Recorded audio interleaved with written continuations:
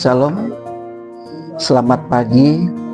Kembali bersama kami penyuluh agama Kristen Kementerian Agama Kabupaten Gianyar. Pada saat ini kita merefleksikan kehidupan kita melalui kesaktian Pancasila. Firman Tuhan bagi kita pada pagi hari ini dari Markus 12 ayat 30 dan 31. Kasihilah Tuhan Allahmu dengan segenap hatimu dan dengan segenap jiwamu dan dengan segenap akal budimu dan dengan segenap kekuatanmu.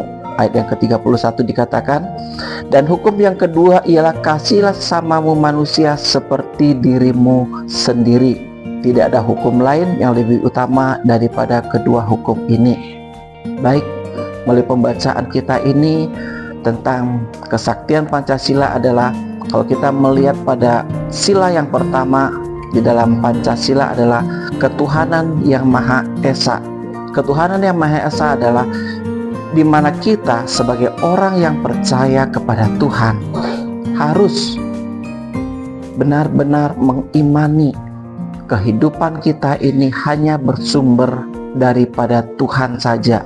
Segala sesuatu yang kita miliki, kehidupan kita ini hanya dari Tuhan. Oleh karena itu, seperti firman Tuhan tadi mengatakan, kita mengasihi Tuhan dengan segenap hati kita, dengan segenap jiwa kita, dengan segenap akal budi kita. Kita mencurahkan segenap kehidupan kita ini hanya untuk Tuhan.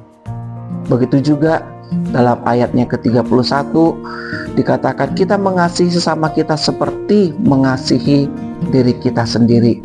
Melalui pasal yang kedua sampai dengan kelima dalam Pancasila, di situ tentang bagaimana kita mengasihi sesama kita, tentang keadilan sosial, bagaimana kita hidup bermasyarakat, bagaimana kita hidup berdampingan dengan teman-teman kita, saudara-saudara kita yang seiman dan yang tidak seiman, bagaimana kita bisa hidup rukun, bagaimana kita saling menghargai, bagaimana toleransi itu bisa terwujud, mengasihi sesama kita seperti mengasihi diri kita.